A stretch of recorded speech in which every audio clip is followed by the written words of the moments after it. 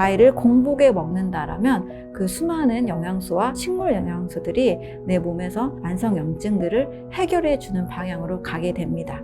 좋은 음식을 먹어도 내 몸에서 독소가 만들어지기 때문에 우리는 영양과 해독의 이 균형, 밸런스를 잘 찾아가는 것이 건강을 만들어가는 길이라 할 수 있습니다. 보통의 다이어트를 많이 실패하는 분들은 이 두 가지를 했기 때문에 실패를 하는데요. 굶거나 적게 먹고 그다음 운동을 선택을 합니다. 근데 이렇게 하면 굉장히 사실 다이어트란 단어만 들어도 고통스럽거든요. 저는 다이어트 할 때 두 가지를 꼭 먼저 생각해 보시라고 말씀을 드립니다. 내가 배부르고 맛있게 먹으면서도 지속 가능한가? 또 내가 좋아하는 맛, 오미가 있는데요. 이 5가지 맛을 모두 만족할 수 있는 식사인가?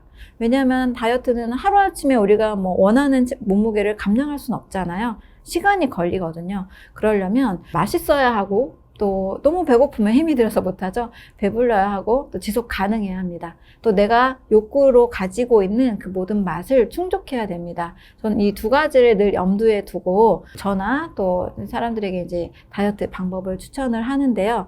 그러기 위해서는 굶고 뛰어서 몸에 지방을 태우는 것이 아니라 지방 대사를 하는 아주 중요한 장기, 바로 간의 건강을 강화시키는 겁니다. 굉장히 근본적인 방법이에요. 이렇게 하면 요요가 없습니다. 간이 바로 모든 영양소를 합성하고 대사하는 장기라고 말씀을 드렸는데요.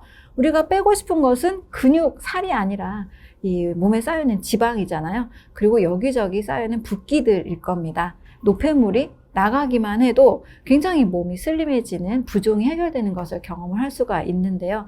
바로 간이 튼튼해야 됩니다. 그러면 간이 건강하기 위해서 간이 좋아하는 음식은 뭘까? 책에서도 아주 많이 강조하고 있는 바로 과일 식사입니다. 그래서 아침 식사는 무조건 과일로 드시고 그 다음에 이제 점심과 저녁을 드실 때는 식사 전에 꼭 식전 과일을 한 300g 정도를 드시는 것을 추천을 드립니다.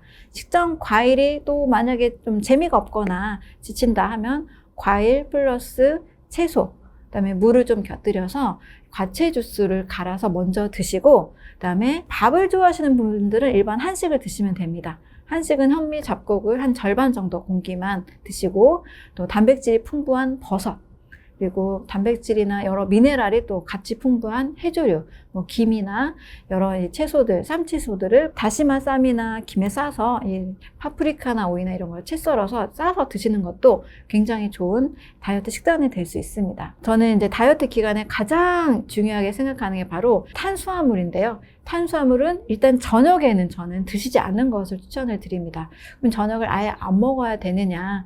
아예 안 먹는 것도 좋지만 그게 조금 힘드신 분들은 단순한 채소 볶음을 만들어서 드시면 좋습니다. 여기서 볶음을 한다고 하면은 또 기름은 살찌는 거 아니냐 하는데요. 당분이 없는 상태에서 볶음 요리를 드시게 되면 포만감이 있으면서도 살이 빠지는 신기한 몸이 됩니다. 그래서 저녁 식사는 과일도 드시지 않고 또 쌀밥도 드시지 않고 양배추나 버섯이나 당근이나 이런 채소 한 가지도 괜찮고 2-3가지 여기에다가 발연점이 높은 건강한 기름으로 기버터라는 게 있거든요. 기버터를 볶아서 같이 드시면 포만감도 있고 굉장히 좋습니다. 너무 이제 다이어트 식단에서 생선을 너무 먹고 싶다 이럴 때 가끔 생선 요리도 같이 곁들여서 볶아서 드시는 것도 괜찮습니다. 이렇게 하면 염증도 해결이 되면서 간이 튼튼해지기 때문에 몸이 근본적으로 지방 대사할 수 있는 건강한 몸이 되고 또 살이 찌지 않은 체질로 바뀔 수가 있습니다. 특히 아무리 다이어트를 해도 살이 안 빠진다는 분들이 계세요. 이런 분들 물만 먹어도 살찐다는 분들 계시죠? 이런 분들 몸에 염증이 굉장히 많은 상태가 있을 수 있습니다. 그럴 때는 정말 건강에 좋은 그 오메가3가 풍부한 견과류나 또 아까 이제 볶음 요리에 안전하다고 말씀드린 기버터 또는 샐러드에 올리브 오일을 또 같이 드셔도 좋습니다. 이렇게 해서 몸의 염증을 해결할 수 있는 좋은 기름인 오메가3 지방산과 함께 식사를 해주신다면 다이어트가 굉장히 수월하게 됩니다. 이렇게 드실 경우에는 우리 인체의 면역과 비만에 동시에 작용을 하는 장내 미생물, 마이크로바이옴이라고 요즘 또 이야기하는데요. 마이크로바이옴의 균형이 굉장히 아주 적절하게 이루어집니다. 장에는 유익균과 유해균의 비율이 약 85대 15%, 유해균이 굉장히 적게 있으면 건강한 장이 되고 면역력이 좋아지고, 또 우리 뚱보균이라고 하잖아요. 날씬균, 뚱보균이 밝혀졌는데 날씬한 균, 건강한 균이 늘어나는 환경이 됩니다. 과일에 있는 식이섬유나 과일에 있는 팩틴, 또 여러 채소류, 해조류, 버섯류에 있는 식이섬유 성분들이 장내 미생물도 건강하게 만들어주거든요. 그래서 다이어트의 이 본질인 장과 또 간 건강을 해결함으로써 평생 살찌지 않은 건강한 몸을 만들 수가 있습니다. 근데 운동에 대해서는 저는 운동으로 이게 근력을 향상시키고 혈액순환과 림프순환을 원활하게 한다는 측면에서 하루 30분에서 1시간 자기가 좋아하는 운동을 하는 것을 추천을 드립니다. 특히 이제 제가 가장 먼저 우리 몸을 만들 때, 건강을 생각할 때나 또 다이어트로 몸을 만들 때 가장 첫 번째는 의식이라는 것을 건강하게 세팅하는 것이 먼저입니다. 나는 건강할 수 있다. 나는 건강해야만 한다라는 마인드 세팅이 첫 번째거든요. 그래서 약 5분에서 10분 정도 명상을 하시는 것도 좋고요. 또 뭐 한 30분 정도 걷기와 달리기, 그 다음에 한 20분 정도 근력 운동 하신다라면 원하는 건강한 아름다운 몸을 만들어 갈 수 있을 것 같습니다. 정말 현대의학이나 과학은 자연을 초월하지 못한다는 것을 뼈저리게 느끼게 됐는데요. 그 이유는 과일의 바로 9대 영양소 때문입니다. 쌀밥이나 빵이나 고기나 우유를 먹으면 메인 에너지원인 탄수화물이나 단백질, 지방은 있지만 이것을 소화시킬 만한 충분한 필수 비타민과 미네랄은 거의 결핍되어 있거든요. 그래서 과일에 들어있는 성분을 보면 크게 9가지인데요. 첫 번째로는 수분입니다. 과일은 당분이 주 메인이 아니라 수분이 메인입니다. 무려 90% 정도가 이 과일의 수분이고요.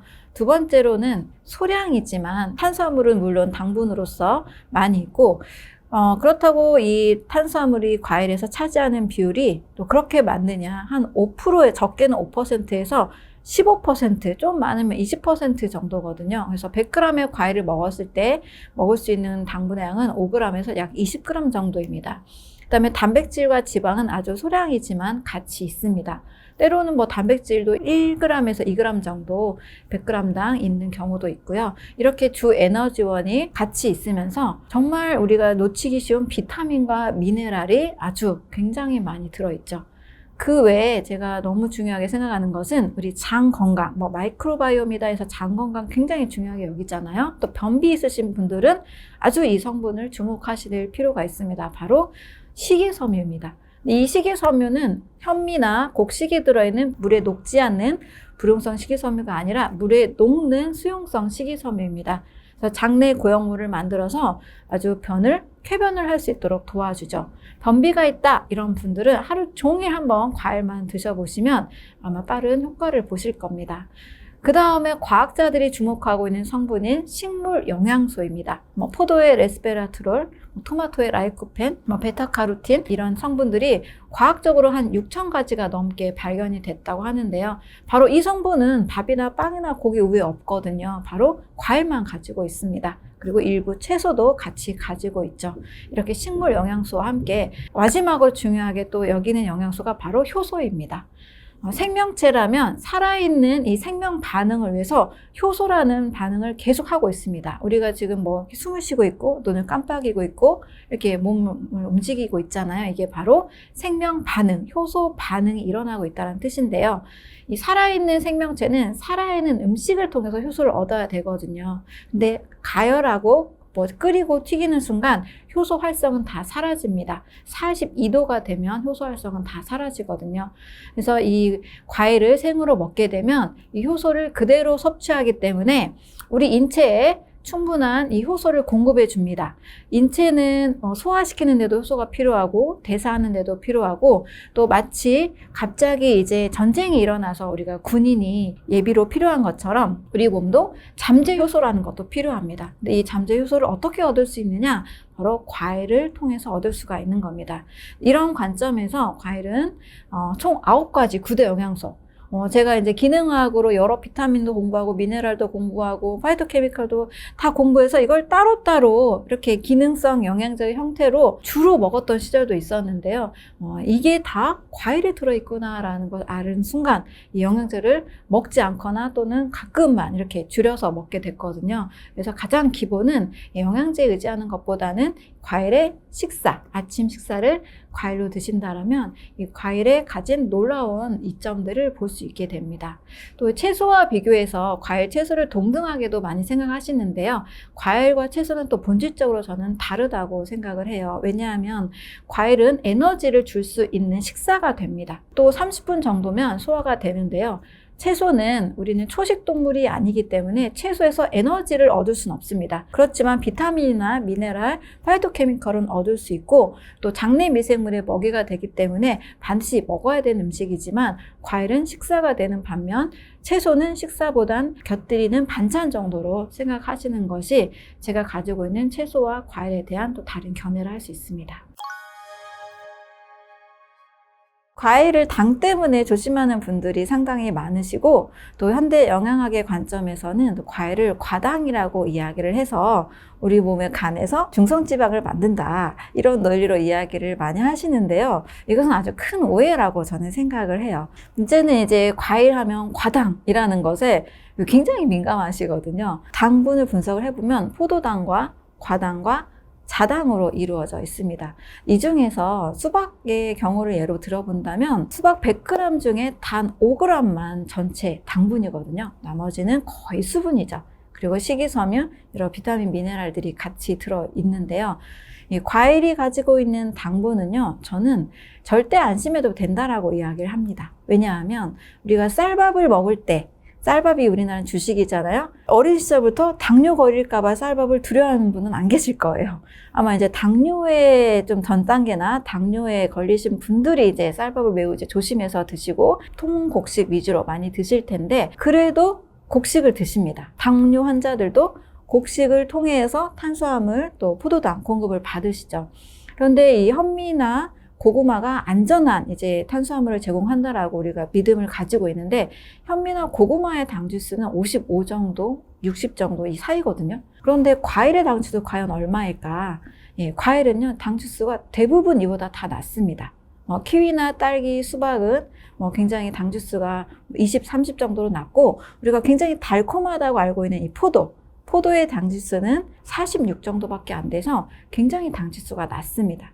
또한 이제 쌀밥은 분해를 하면 다 포도당이 되지만 과일의 당은 과당과 자당이라는 성분이 같이 있어서 포도당을 운반할 때 사용하는 인슐린을 자극하지 않거든요. 그리고 과일은 공복에 드신다라면 간에서 이 과당은 바로 사용하는 에너지원이 됩니다. 생각해 보세요. 밥을 먹고 또 과일을 드시면 당이 초과가 되잖아요. 그럼 당연히 중성지방으로 바뀔 수 있겠죠. 하지만 저는 식후 과일은 절대 추천하지 않고 식전 과일 그리고 아침 공복 과일을 추천하고 있기 때문에 아침에 아무것도 먹지 않은 상태에서 과일의 당분을 섭취한다면 그 당분은 에너지원으로 그 과당은 다 사용이 됩니다. 그래서 저는 아침 식사를 과일로 한 지 한 7, 8년이 되었고 제 주변 지인들, 저희 가족들도 이렇게 아침 식사를 과일로 하고 있지만 당뇨의 전 단계나 당뇨 낌새도 보이지 않고 아주 건강한 상태를 유지하고 계십니다. 오히려 과일과 채소 식단을 통해서 당이 떨어졌다라는 이야기들을 많이 하고 있습니다. 그래서 미국 당뇨협회에서도 과일을 식사로 드시거나 공복에 먹는 것을 추천을 하고 있고 과일의 당지수는 절대적으로 쌀밥이나 또 가끔 당뇨 환자도 드시는 빵이나 떡보다도 절대적으로 안전하다는 것을 말씀을 드립니다. 그럼에도 불구하고 이 당뇨나 전 단계가 있으신 분들은 달콤하게 느껴지는 과일은 또 불편하실 수 있습니다. 저는 이제 심리적인 요인도 굉장히 중요하게 생각을 하기 때문에 우리가 불안함을 느끼면 또 혈당이 오릅니다. 그래서 굳이 불안함을 느끼면서까지 단맛의 과일은 당뇨가 있는 분들에게는 또 추천하진 않아요. 포도 같은 경우, 또 바나나나 또 파인애플이나 망고 이런 과일들은 좀 당분이 좀 높은 편입니다. 일반 과일에 비해서. 그래서 일반인들이 이걸 드시고 당뇨에 걸릴 이유는 전혀 없지만 당이 있어서 단맛이 불편하신 분들, 불안하신 분들은 그 심리적 요인 때문에 저는 또 드시지 않도록 이야기를 하고 있습니다. 이 당의 함량이 낮은 키위나 딸기나 토마토 같은 과일로 좀 마음 편안하게 드시면서 과일이 가지고 있는 파이토케미컬이나 여러 다양한 비타민, 미네랄들을 꼭 섭취하신다라면 당뇨 있는 분들에게도 굉장히 도움이 될 수 있습니다.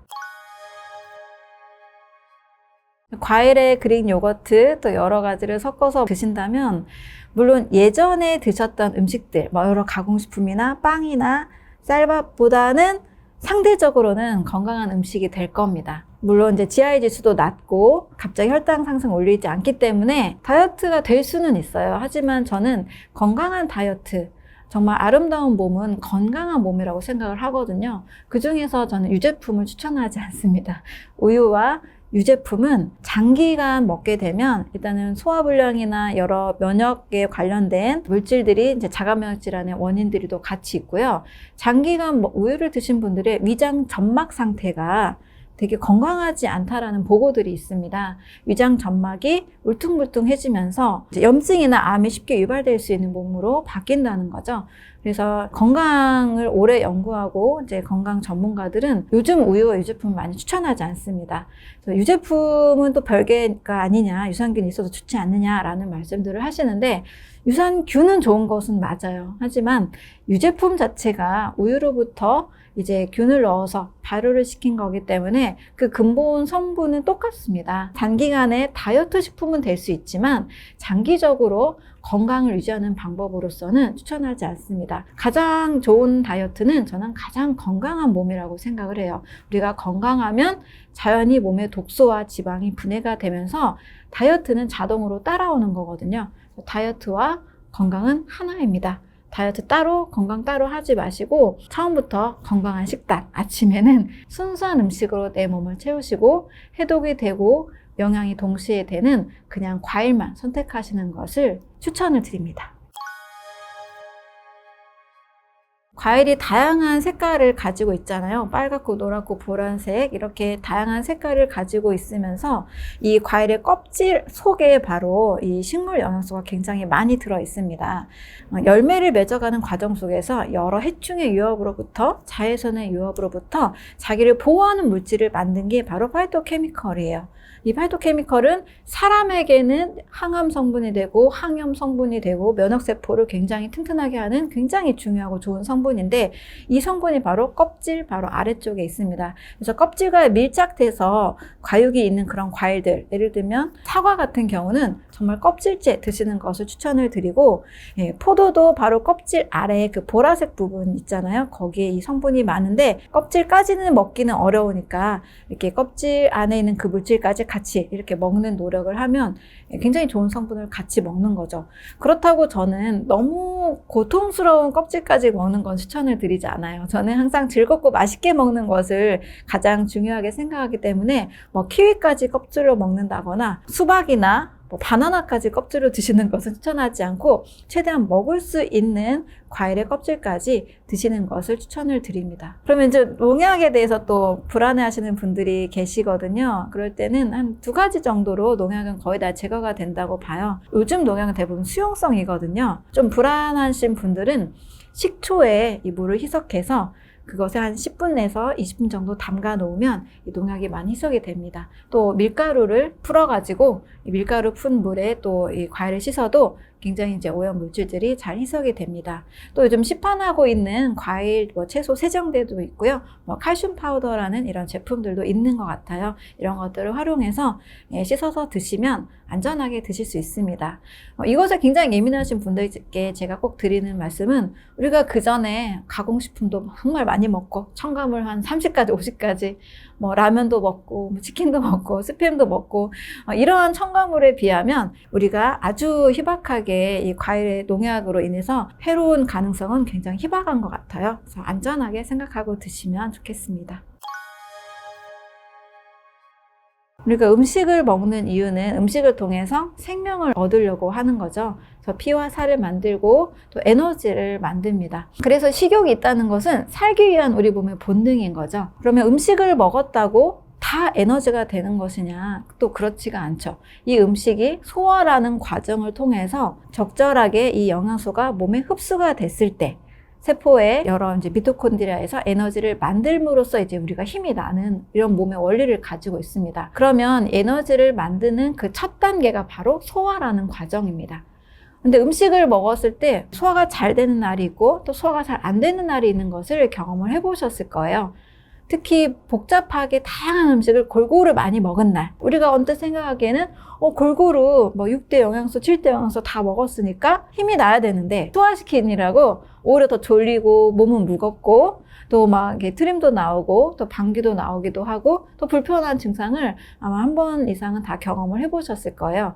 그 이유는 완전 소화가 되지 않고 불완전 소화가 되는 거죠. 완전 소화가 되지 않으면 이렇게 음식의 찌꺼기들로 인해서 트림이 나오기도 하고 몸속에서 이 음식물들이 변질되는 현상이 일어납니다. 우리 몸은 좀 정직한데요. 단백질은 프로테아제, 지방은 리파제, 각각의 에너지를 내는 영양소들이 소화 효소를 다 각각 다르게 가지고 있습니다. 1 에너지 영양소는 그 하나의 소화 효소로만 소화를 시킬 수가 있는 거죠. 그런데 다양하게 동시에 많이 먹으면 이 소화 효소들은 서로 섞여서 원래 소화해내야 되는 것들을 완벽하게 소화를 해내지 못합니다.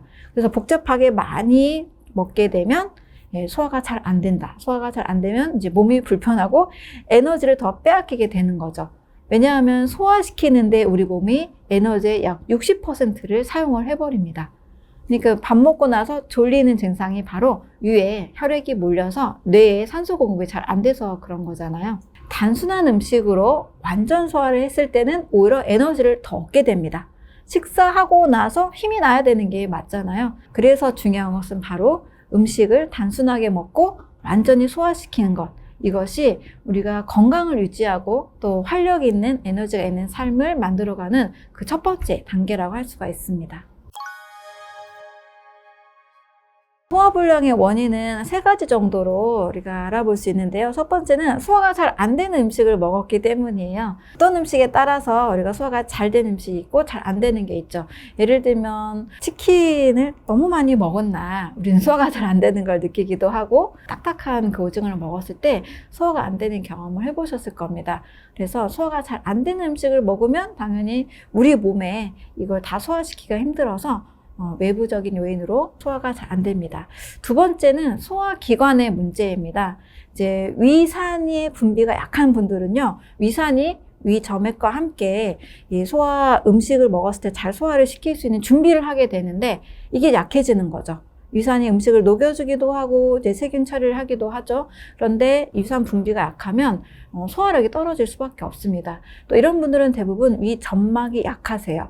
그래서 위점막이 약하고 위산 분비가 안 될 때, 그리고 소화를 굉장히 이제 많은 일을 하게 되는 췌장의 기능이나 간의 기능이 약할 때 이제 소화불량이 되기도 하죠. 세 번째로는 바로 스트레스입니다. 잘 소화되다가도 우리가 엄청난 게 좋지 않은 소식을 들었을 때, 충격을 받았을 때 갑자기 이제 체하기도 하고 소화가 안 되죠. 우리 이 소화기계는 바로 이 자율신경의 지배를 바로 받고 있기 때문에 감정에 따라서 이 소화는 또 달라질 수가 있습니다. 또 너무 긴장했을 때 중요한 일을 앞두고도 우리가 체하는 일이 있잖아요. 그래서 스트레스, 우리 자율신경에 따라서도 소화가 잘 안 되는 소화불량을 경험할 수가 있습니다. 사람과 아주 유사한 동물이 있습니다. 바로 유인원이라고 하죠. 유인원, 사람과 닮았다. 특히 유전자는 99.6%가 일치합니다. 우리가 알고 있는 유인원, 고릴라, 원숭이, 침팬지. 자, 이 동물들은 무엇을 주식으로 먹냐면 바로 과일을 주식으로 먹습니다. 그럼 이 동물은 과일을 주식으로 먹었을 때 피와 살을 만들고 에너지도 같이 만든다는 거죠. 물론 뭐 한 15% 정도는 나무 이파리도 먹고 나무 뿌리 줄기도 먹고 곤충도 5% 정도는 먹는다고 합니다. 그러면 사람은 어떻게 먹어야 그럼 가장 완전 소화가 되고 건강할 수 있을까? 저는 이제 유인원에서 답을 찾았는데요. 우리나라에는 많이 본 적이 없어요. 외국에서는 이제 프루테리언이라는 과일을 주식으로 먹는 사람들이 있습니다. 근데 우리는 이제 농업혁명 이후에 쌀을 주식으로 해왔기 때문에 과일식과 우리가 많이 먹고 있는 한식을 저는 잘 조화롭게 이룬다면 완전 소화할 수 있을 것 같습니다. 그 중에서 이제 하루에 한 끼 정도는 오로지 과일만 먹는 것을 정말 추천을 드립니다. 과일은요, 90%가 수분이고요. 씹는 순간 소화 효소를 자극하지 않고도 굉장히 소화가 잘 되는 음식이죠. 오히려 효소를 더 공급을 해줍니다. 그래서 제가 중요하게 여기는 몸에 이 해독의 타임, 아침 시간, 소화 효소를 자극하는 밥이나 뭐 샌드위치나 빵, 우유, 두유 이런 걸 먹지 않고 과일만 씹어서 먹는 것을 추천을 드립니다. 그래서 과일을 먹고 만약에 너무 바쁜 분들의 경우는 과일과 채소를 뭐 1대1 정도로 갈아서 또 물과 함께 스무디로 만들어서 드셔도 되는데, 가능하다라면 과일을 약 500g 정도를 한 접시 분량으로 드시면 매우 좋습니다. 이 500g의 기준은 제가 이제 많은 분들을 상담하면서 만들어낸 임계점의 양인데, 500g을 드시면 과일에 따라 다르지만 이 쌀밥에 한 반 공기 이상 분량의 당분도 같이 있습니다. 그 뜻은 소화효소를 자극하지 않고 또 인슐린을 자극하지 않고도 충분히 우리 몸의 에너지원이 된다는 뜻입니다. 그래서 아침에 뇌 에너지원이 필요한 학생들에게도 좋은 식사가 될 수 있고, 또 일반 직장인들에게도, 또 주부에게도 누구에게나 좋은 식사가 될 수 있습니다. 그리고 이제 점심과 저녁은 싱싱한 채소류나 해조류, 버섯류를 같이 볶음이나 간단한 요리를 통해서 주로 드시면서 쌀밥의 양은 너무 지나치지 않게 현미 통곡식으로 절반에서 3분의 2 정도만 드시는 것을 추천드립니다. 이것을 만약에 억지로 줄이기 힘들다 그런 분들은 식사 전에 식전 과일을 한 사과 절반 정도 100g, 200g 정도 드시면 또 식사량이 줄어들 수 있습니다. 그래서 아침에 과일식, 점심 저녁에 식전 과일, 그리고 일반 한식, 굉장히 소화도 좋고 염증도 완화가 되고 건강한 식단이 될 수 있습니다. 혹시 집에 이제 강아지나 고양이를 키우시는 분들을 한번 생각을 해보면, 우리 강아지나 고양이에게 아무거나 먹이는 분 안 계실 거예요. 아마 금기되는 포도라든지 초콜릿이라든지 여러 강아지나 고양이가 절대 먹으면 안 되는 음식들을 굉장히 조심하면서 줄 겁니다. 그리고 만약에 강아지나 고양이가 아프다 하면 바로 병원에 가지 않고 얘가 요즘 물을 잘 먹고 있는지, 사료를 잘 먹고 있는지, 눈빛은 어떤지 아마 잘 살펴줄 겁니다. 한마디로 내가 아닌 다른 생명체를 바라볼 때는 우리가 좀 객관적으로 이 생명체의 음식이나 환경이나 여러 요건들을 먼저 볼 텐데, 우리 사람은 아프면 먼저 병원, 먼저 약을 선택하는 분들이 조금 더 많은 것 같아요. 그거는 이제 의료 기술이 워낙 발달을 해서 우리를 편리하게 해주고 즉각적인 불편함과 고통으로부터 해결해주는 장점이 분명히 있긴 합니다. 그런데 고지혈증이 있어서 이제 고지혈증 약을 처방을 받고 이것을 계속 먹었더니 어느 순간에 이제 면역력이 떨어지고 또 너무 걸을 힘이 없고 근육이 너무 힘이 빠지고 여러 이제 증상들이 같이 생기는 거죠. 어떤 분은 정말 다리에 힘이 없어서 파킨슨병도 진단을 받기도 하고, 파킨슨이 아닌 것 같은데 파킨슨병 같은 느낌이 든다, 이런 이제 불확실한 그런 진단을 받으면서 고통을 겪기도 하는데요. 사람의 몸은요, 한 번에 병에 걸리지 않습니다. 그래서 한 번에 나빠지는 몸이 아니라 그 중간에 반건강 상태를 거칩니다. 이 반건강 상태는 우리가 소화불량이나 가끔 오는 두통이나 피로감, 불편한 증상들 상태에서 우리 몸은 약을 쓰지 않고도 음식 관리 또 라이프 스타일의 변화를 통해서 다시 건강한 상태로 올 수 있거든요. 그런데 반건강 상태, 당뇨 전 단계예요. 만약 혈당이 조금씩 올라요. 이럴 때 바로 약을 쓰는 방식으로 가버리게 되면 우리 몸은 근본을 해결한 것이 아니라 그냥 그 약이 주는 잠깐의 약효에만 의지하게 된다는 거죠. 그래서 당뇨 약을 먹으면서도 이 당뇨로 인한 부작용이 계속 오게 되고, 약으로 인한 부작용, 또 콜레스테롤 약을 먹으면서도 이 약으로 인한 부작용이 오게 됩니다. 특히 이제 콜레스테롤 저하제 약의 부작용은 우리 몸의 콜레스테롤은 나쁜 게 원래 아니거든요. 꼭 필요합니다. 그래서 간에서 70%를 만들고 음식으로 30%를 섭취를 하는데, 이 간에서 만들어서 우리 몸의 세포막의 구성분이 되기도 하고, 이 혈관 세포를 또 튼튼하게 하기도 하고, 호르몬의 원료가 되기도 하고, 원래 정말 중요한 물질인 거죠. 근데 이 콜레스테롤 저하제는 간에서 그 합성을 막아버립니다. 간에서 이 물질을 만들지 않기 때문에 혈관이나 세포막이나 콜레스테롤 많이 필요로 하는 지방 쪽, 또 호르몬의 원료, 이런 것들이 잘 원활하게 만들어지지 않게 되는 거예요. 혈관 건강이 취약해지면서 콜레스테롤 약의 부작용으로 치매나 또 남성의 발기부전, 이런 혈관 질환으로 오기도 합니다. 또 이제 근육 횡문근 융해증이라는 이제 근육이 약해지는 증상이 오기도 하고, 이 콜레스테롤이 비타민 D를 합성해서 면역력을 올리는 기능도 있는데, 이 기능이 되지 않아서 면역력이 떨어지기도 하고, 여성분들의 경우에는 갑자기 없던 방광염이 생기기도 하거든요. 이와 같이 약을 쉽게 의존하는 이 습성을 가지게 되면 근본이 해결되는 것이 아니니까, 근본적으로 콜레스테롤을 애초에 아예 낮춰주는 몸을 만들어주는 것이 아니라 그 즉시 잠깐만 증상을 완화시켜주기 때문에 약효는 짧고 부작용이 오히려 몸에 쌓여가는 굉장히 고통을 또 경험하게 되는 거죠. 그래서 건강한 몸을 만들기 위해서는 근본적으로 그게 왜 왔는지를 먼저 생각을 해서 나의 식습관이나 라이프 스타일을 개선하는 것이 건강하게 되는 거지, 약과 병원을 의지한다고 해서 건강하게 되는 것은 아닙니다. 대부분의 약은 문제를 해결하고 문제만 바라보는 관점에서 출발을 합니다. 항암제도 마찬가지고요. 우리가 혈당이 높으면 혈당을 내리는 약을 먹게 되고, 혈압이 높으면 또 혈압을 내리는 약을 먹게 되죠.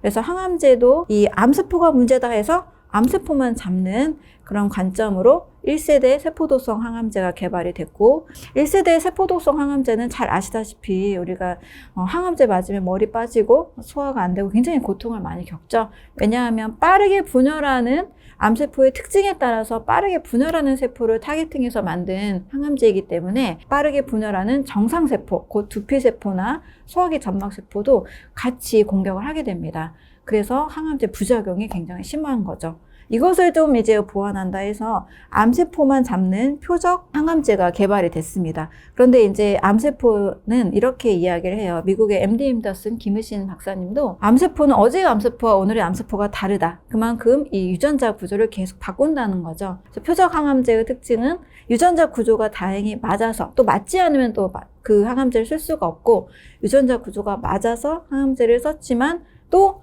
돌연변이, 암이 또 유전자 모양을 바꿔버리기 때문에 어느 정도 쓰다가 또 내성이 생겨서 항암제가 또 효과를 잃어버리기도 합니다. 그나마 제가 제일 또 안전하다고 생각하는 건 세 번째, 면역 항암제인데요. 우리 몸에 암세포를 해결하는 T세포를 이 암세포가 아닌 척하고 지나갑니다. T세포가 못 알아보는 거예요. 그 이유는 암세포가 둔갑을 하기도 했고, T세포가 암세포를 바라볼 수 있는 능력이 없어진 거예요. 힘을 잃은 거죠. 그래서 암을 앓고 있는 분들은 면역력이 떨어진 상태라고 볼 수 있죠. 그래서 T세포에게 힘을 줘서 면역 항암제가 T세포를 강화시켜서 힘을 줘서 암세포를 식별하게 하는 그 능력을 키워줍니다. 그래서 그나마 정상세포를 공격하지 않고, 또 이 표적 항암제보다 우리 몸에 면역 세포에 힘을 준다는 측면에서 면역 항암제는 상당히 저는 많이 나은 항암제라고 생각을 하지만, 이 면역 항암제로 인해서 T세포의 능력이 너무 과다하게 활발해져서 또 이에 따른 자가 면역 이런 증상이 또 일어나기도 하고, 또 부작용이 있기도 하고, 아직 맞지 않는 암들도 있어서 치료가 완벽하게 되는 건 아닙니다. 그런데 요즘 이제 독일이나 또 미국이나 이제 의료 선진국에서 많이 선택하고 있는 방법은 암세포만 잡는 문제를 보지 않고 몸 전체의 전신 질환으로 봅니다. 암은 전이 재발되는 특징이 있죠.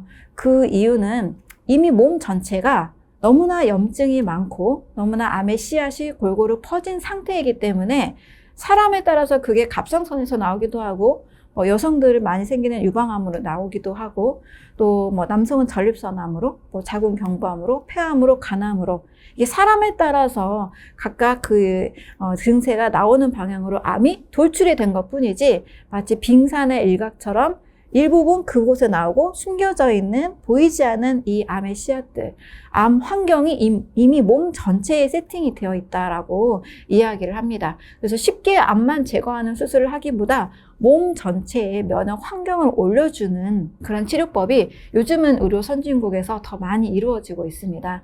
그래서 저도 같은 생각인데요. 질병은 그 하나의 증상만 보는 것이 아니라 그게 생길 수밖에 없었던 몸의 환경, 암이 생길 수밖에 없는 몸 전체 환경, 대부분 면역력이 떨어져 있고 또 엄청난 스트레스라는 것이 같이 작용을 합니다. 당뇨라면, 혈당이 높다라면 혈당이 오를 수밖에 없는 그 몸의 환경, 혈압이 높다라면 혈압이 높을 수밖에 없는 환경, 그러면 또 음식이 또 같이 연결이 되고 몸 전체의 환경이 중요한 겁니다. 그래서 암 치료의 핵심은 암은 그 암세포만, 그 종양만 볼 것이 아니라 몸 전체의 환경을 건강하게 만들어주는 것, 몸의 항상성 유지, 또 몸의 면역의 환경, 또 독소를 잘 내보내는 환경, 또 좋은 영양을 잘 흡수할 수 있는 환경, 이 환경을 개선해 주는 것이 암 치료에 있어서 가장 중요한 방법이라고 생각을 합니다.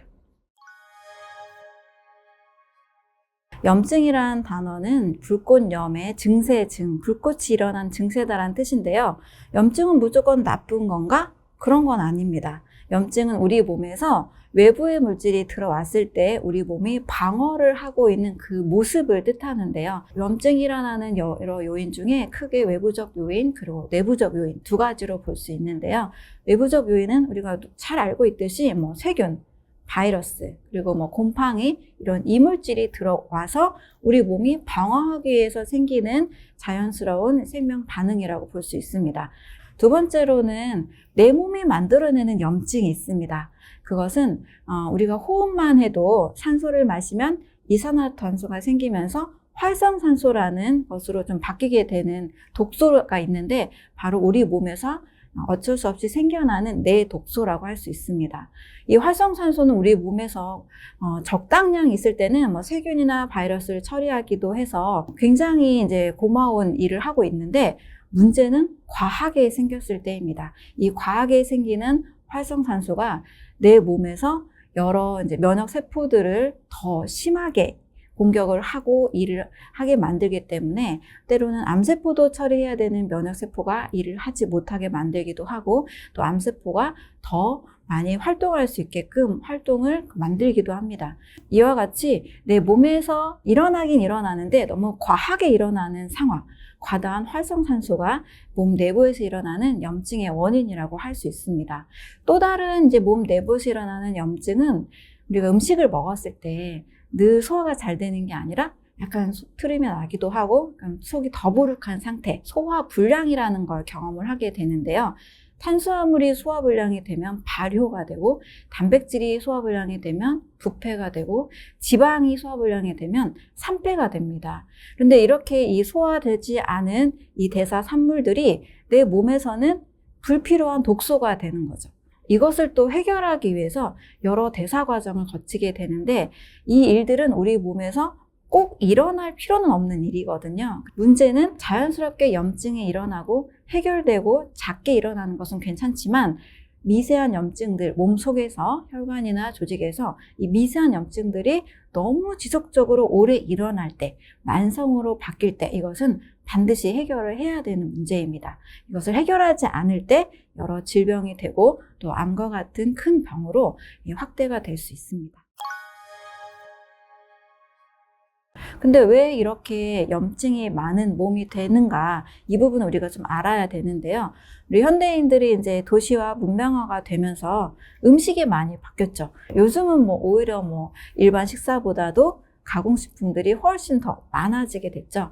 이 가공식품을 보면 단순히 그냥 과자나 빵 정도가 아니라 우리가 요즘 굉장히 청소년들도 많이 이용하고 있는 편의점에서 쉽게 구할 수 있는 샌드위치나 삼각김밥, 또 많은 또 도시락 등 여러 많은 음식들이 있죠. 이 샌드위치나 삼각김밥 보면 우리가 먹어야 되는 주식인 이 탄수화물이 담겨 있기 때문에 몸에 좋은 음식인 것처럼 느껴질 수 있지만 식품 첨가물이 약 30에서 50종까지 굉장히 다양한 첨가물이 들어 있습니다. 첨가물은 우리 몸에서 반드시 필요로 하는 영양이 아닙니다. 우리 몸에서 필요 없는 불필요한 성분, 화학 성분이죠. 그래서 이 성분들이 들어오면 우리 몸은 굉장히 이것을 처리하기 위해서 많은 노력을 합니다. 이 노력이 이제 염증으로 바뀌기도 하고 또 이제 많은 대사 과정 중에서 우리의 소화기를 굉장히 지치게 만들죠. 이런 가공식품들이 염증을 많이 일으킬 수 있는 원인이 되고 또 한국인들은 또 많이 초과하는 영양소가 있습니다. 바로 당분입니다.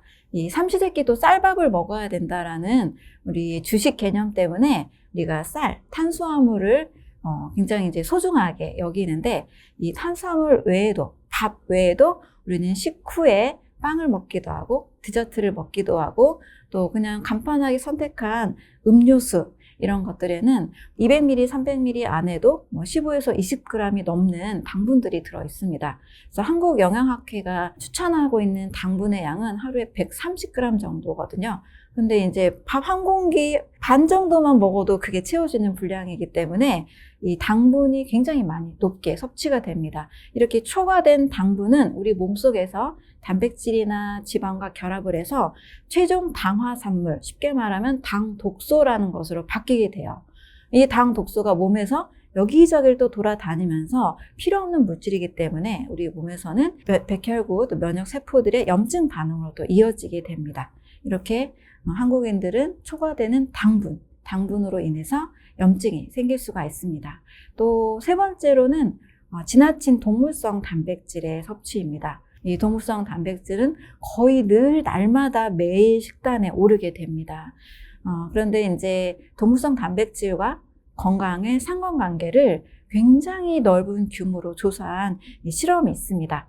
차이나 스터디, 중국 연구라고 하는 실험인데요. 콜린 캠벨이라는 교수님이 무려 2,400개 지역에 8억 8천 명을 대상으로 표본 조사를 했습니다. 그래서 결국 내린 결론은 무엇이냐? 동물성 단백질을 지나치게 섭취 많이 할수록 우리 몸에서는 여러 대사산물이 쌓이기 때문에 염증을 일으키고 고혈압, 당뇨, 심혈관 질환, 암 이런 모든 질환들은 다 몸이 염증 상태라고 보시면 되는데요. 이런 질병들을 바로 지나친 동물성 섭취로 인해서 일어나게 되고 이로 인해서 많은 질환에 노출돼 있다. 결국 동물성 단백질 섭취를 최소화하는 것 또는 아예 먹지 않는 것을 선택할 때 염증으로부터 우리는 좀 자유로워질 수 있습니다. 그렇다고 고기를 아예 안 먹고 살아야 되냐라는 질문 많이 하시거든요. 저도 채식주의자나 이렇게 질문하시는데 저도 지나친 동물성 단백질의 섭취가 문제라고 생각을 하고요. 하루에 5% 미만으로 또 일주일에 그냥 몇 번, 두세 번 아주 그냥 소량으로 먹는 거라면 우리 몸이 해독을 할 수 있기 때문에 그렇게 크게 위험하진 않다고 봅니다. 저도 모임이나 여러 사람들을 만날 때 매일 즐겨 먹진 않고 가끔 즐겨 먹는 정도로 저도 동물성 단백질을 먹고는 있습니다. 그래서 지금보다 조금 줄이는 방향으로 간다라면 좀 염증이 적은 몸이 될 수 있을 것 같습니다. 네, 염증에 관여하는 면역세포들에게 힘을 주는 성분이 있어요. 그게 바로 식물 영양소, 파이토케미컬이라고 하는데요. 주로 색깔이 진한 과일과 그리고 일부 채소에 많이 들어 있습니다. 과일과 채소를 최대한 많이 먹는 식사. 그렇다고 식후에 또 먹으라는 얘기는 아닙니다. 식후 과일은 독이다 라고 했거든요. 그래서 식사 중에 많은 음식을 먹고 식후에 과일을 또 먹으면 과일의 좋은 성분들이 내 몸에 흡수되는 것이 아니라 오히려 부패가 되고 발효가 되고 변질이 됩니다. 소화가 안 된다는 거죠. 하지만 과일을 공복에 먹는다라면 그 수많은 영양소와 식물 영양소들이 내 몸에서 만성 염증들을 해결해 주는 방향으로 가게 됩니다. 그리고 채소류도 과일을 먹으면 달콤하기 때문에 약간 짜고 씁쓸한 맛의 채소가 또 우리 몸이 또 당기게 됩니다. 그럴 때 이제 채소 반찬을 한식에서 좀 신선한 상태로 먹는 것, 이게 좋고요. 그 다음에 또 자연 유래 음식 중에는 미역, 다시마, 톳, 꼬시래기 이런 해조류하고 버섯류가 있습니다.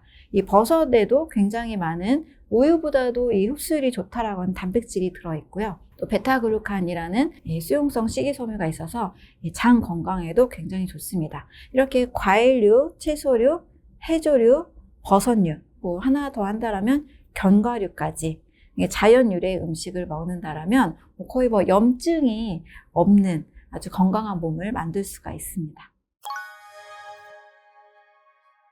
병원에서 늘 스테로이드 약을 먹어야만 증상이 완화되고 일상생활을 할 수 있는 자가면역 질환들이 있습니다. 그중 이제 루푸스가 있는 분들 상담을 했었고, 루푸스 있는 분은 제가 약을 줄였다라는 소식까지 전해 들었고, 또 베체트병을 앓고 계신 분은 약을 아예 끊었다라는 소식까지 듣게 됐습니다. 그래서 이제 많은 분들에게 과일을 굉장히 열심히 홍보하고 계시더라고요. 그래서 염증은 내가 어떻게 먹느냐에 따라서 면역세포를 강화시키고 활성산소를 또 중화시키는 식단을 실천한다라면 얼마든지 완화시킬 수가 있습니다. 크게 이제 두 가지 정도 일을 했는데요. PCR을 통해서 이제 유전자를 증폭하는 일을 합니다. 어떤 유전자냐면 이제 암세포를 주로 타겟으로 해서 그 암세포가 가지고 있는 세포 표면에 있는 단백질을 찾아냅니다. 이 단백질을 찾아내는 이유는 이것에 대한 항체를 동물 실험을 통해서 미리 얻어내고, 이 동물을 통해서 얻어낸 항체를 가지고 사람에게 있는 표적 단백질과 또 이것을 잡아내는 항체를 찾아내는 일이었어요.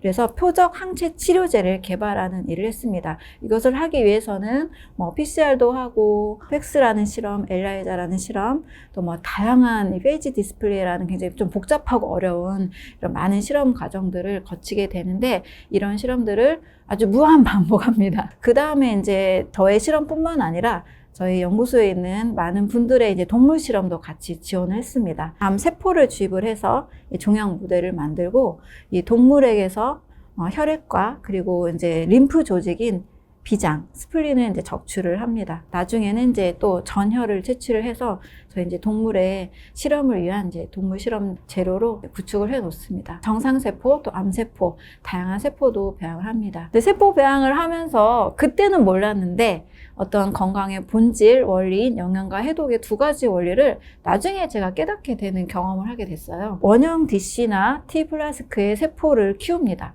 이 세포를 키울 때 세포도 밥을 먹어야 되니까 세포 배양액을 넣거든요. 제가 왜 세포 하냐면 이 배양액이 정말 50종이 넘는 아주 고퀄리티의 영양액으로 이루어져 있습니다. 그래서 세포도 먹고 2분열, 4분열 이렇게 계속 분열을 해 나가죠. 어느 정도 성장하다 보면 세포가 먹고 스스로 이렇게 대사한 대사 산물에 의해서 이 빨간색 액체가 주황색 그리고 노란색으로 점점 바뀝니다. 이 노란색이 됐을 때는 세포가 다 밥을 먹었구나, 대사를 다 했구나, 많이 쌌구나 이렇게 인식을 하고 이 배양액을 교체를 해줘야 됩니다. 그런데 연구원들이 이제 다른 여러 실험들을 하다가 이걸 놓칠 때가 있어요. 그래서 이 노란색 액체 속에서 세포가 계속 며칠을 더 머물게 되는 거죠. 그러면 세포가 어떻게 되느냐? 세포는 죽어버립니다. 이 노란색 액체는 외부로부터 들어간 게 아니라 세포가 스스로 만들어낸 내 독소거든요. 그래서 자기 독소로 자기가 생명을 잃게 되는 거죠. 근데 사람은 세포 수준이 아니라 이렇게 조직으로 자라고 기관이 되고, 이 기관이 시스템, 전체 개로 이루어져 있잖아요. 그래서 한 번, 두 번 가공식품 먹었다고 큰일이 바로 일어나지 않는 것 뿐이라는 거죠. 세포에는 절대적으로 도움이 되는 성분이 아닙니다.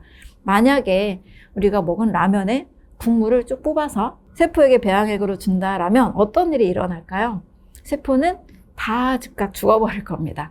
그만큼 우리 몸은 이걸 정화하고 그래도 그곳에서 영양소를 뽑아내고 독소는 배출하는 이 작용이, 해독과 영양의 작용이 늘 이루어지고 있기 때문에 한 번, 두 번 잘못된 음식을 먹었다고 당장 큰일이 나지 않는 것 뿐입니다. 세포 수준에서 본다면 우리는 늘 가공식품이라는 것은 늘 독을 먹고 있는 것과 같거든요. 좋은 음식을 먹어도 내 몸에서 독소가 만들어지기 때문에 우리는 영양과 해독의 이 균형, 밸런스를 잘 찾아가는 것이 건강을 만들어가는 길이라 할 수 있습니다. 우리 몸에서 해독하는 장기 크게 두 가지, 좀 넓게 보면 세 가지. 우리 피부도 호흡을 하고 있고 폐도 호흡을 하고 있기 때문에 이 호흡하는 쪽에서 피부와 폐도 같이 볼 수 있고요. 우리가 먹어서 생기는 독소를 해독하는 장기는 간하고 장이라고 볼 수 있습니다. 간은 약 500가지 일을 하는 어마어마한 장기거든요. 그러니까 음식을 먹는 이유는 바로 그 음식을 먹고 영양소를 흡수해서 세포도 만들고 머리카락도 만들고 체조직을 구성하면서 피와 살을 또 같이, 에너지를 같이 만드는 일을 하는 거죠. 먹는 것이 굉장히 중요한데 밥을 먹었다고 그 자체가 우리 몸에 들어와서 포도당이라는 에너지원으로 바뀌는 거지, 아무리 칼도마에서 쌀을 10만 번 쪼갠다고 포도당이 되진 않거든요. 우리 몸에 있는 이 효소에 의해서 우리 몸은 어떤 음식을 먹어도 내 몸이 사용할 수 있는 에너지 형태로 바뀝니다.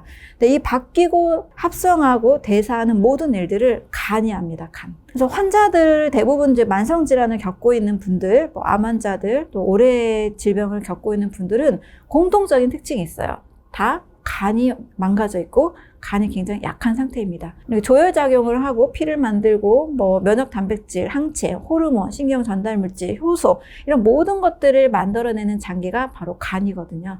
그래서 엄청난 일을 하면서 동시에 우리 몸 전체의 약 70%를 해독하는 장기가 간입니다.